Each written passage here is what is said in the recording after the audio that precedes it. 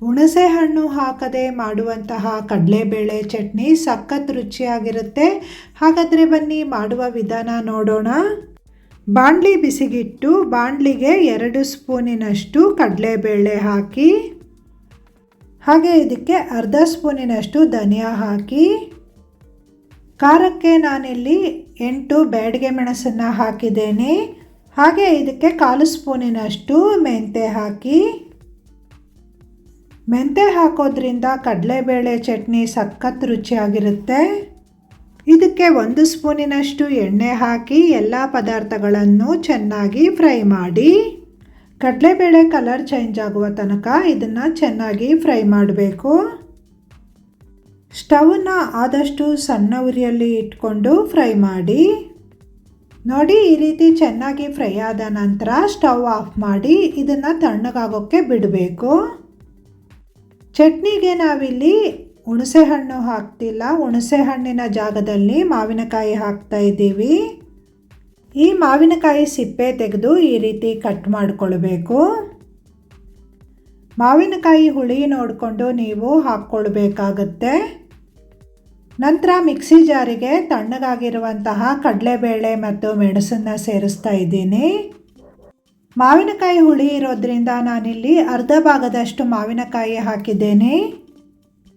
ಹಾಗೆ ಇದಕ್ಕೆ ಅರ್ಧ ಕಪ್ಪಿನಷ್ಟು ಕಾಯಿ ತುರಿನ ಸೇರಿಸ್ತಾ ಇದ್ದೀನಿ. ಚಟ್ನಿ ಕ್ವಾಂಟಿಟಿ ಎಷ್ಟು ಬೇಕು ಅಂತ ನೋಡಿಕೊಂಡು ನೀವು ಕಾಯಿ ತುರಿನ ಹಾಕ್ಕೊಳ್ಬೇಕಾಗತ್ತೆ. 1 ಸ್ಪೂನಿನಷ್ಟು ಉಪ್ಪು ಹಾಕಿ ಹಾಗೆ ನೀರನ್ನು ಹಾಕಿ ಇದನ್ನು ಗಟ್ಟಿಯಾಗಿ ರುಬ್ಕೊಳ್ಬೇಕು. ಕಡಲೆಬೇಳೆ ಚಟ್ನಿ ಗಟ್ಟಿಯಾಗಿದ್ರೇ ಚೆನ್ನಾಗಿರುತ್ತೆ. ತೀರಾ ನೈಸಾಗಿರಬಾರ್ದು, ಸ್ವಲ್ಪ ತರಿತರಿಯಾಗಿದ್ದರೆ ಚಟ್ನಿ ಚೆನ್ನಾಗಿರುತ್ತೆ. ಬ್ಯಾಡಗಿ ಮೆಣಸು ಹಾಕಿರೋದ್ರಿಂದ ಚಟ್ನಿ ಕಲರ್ ನೋಡಿ ಎಷ್ಟು ಚೆನ್ನಾಗಿ ಬಂದಿದೆ. ಇದಕ್ಕೆ ನಾನು ಚಿಕ್ಕದಾಗಿ ಕಟ್ ಮಾಡಿರುವಂತಹ ಈರುಳ್ಳಿನ ಹಾಕಿದ್ದೇನೆ. ಈರುಳ್ಳಿ ಹಾಕೋದ್ರಿಂದ ಚಟ್ನಿ ರುಚಿ ಚೆನ್ನಾಗಿರುತ್ತೆ. ಈರುಳ್ಳಿ ಇಷ್ಟಪಡದೇ ಇರುವವರು ಈರುಳ್ಳಿನ ಬೇಕಾದರೆ ಸ್ಕಿಪ್ ಮಾಡಿ. ಚಟ್ನಿಗೆ ಒಗ್ಗರಣೆ ಮಾಡಬೇಕು. ಒಗ್ಗರಣೆಗಾಗಿ ನಾನಿಲ್ಲಿ ಒಗ್ಗರಣೆ ಸೌಟು ಬಿಸಿಗಿಟ್ಟು 2 ಸ್ಪೂನಿನಷ್ಟು ಎಣ್ಣೆ ಹಾಕಿದ್ದೇನೆ. ಎಣ್ಣೆ ಸ್ವಲ್ಪ ಕಾದ ನಂತರ 1 ಸ್ಪೂನಿನಷ್ಟು ಸಾಸಿವೆ, 1 ಸ್ಪೂನಿನಷ್ಟು ಉದ್ದಿನಬೇಳೆ ಹಾಕಿ, ಹಾಗೆ ಇದಕ್ಕೆ 2 ಚಿಟಿಕೆಯಷ್ಟು ಇಂಗಿನ ಪುಡಿ, ಸ್ವಲ್ಪ ಕರಿಬೇವನ್ನು ಸೇರಿಸಿ ಒಗ್ಗರಣೆ ರೆಡಿ ಮಾಡಿಕೊಳ್ಬೇಕು.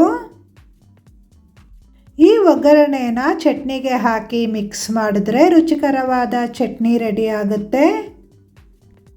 ಮಾವಿನಕಾಯಿ ಕಡಲೆಬೇಳೆ ಕಾಂಬಿನೇಷನಲ್ಲಿ ಚಟ್ನಿ ಅಂತೂ ಸಖತ್ ರುಚಿಯಾಗಿರುತ್ತೆ. ನೀವು ಒಮ್ಮೆ ಟ್ರೈ ಮಾಡಿ ನೋಡಿ, ಹೇಗಾಗಿದೆ ಅಂತ ನನಗೆ ಕಮೆಂಟ್ ಮೂಲಕ ತಿಳಿಸಿ.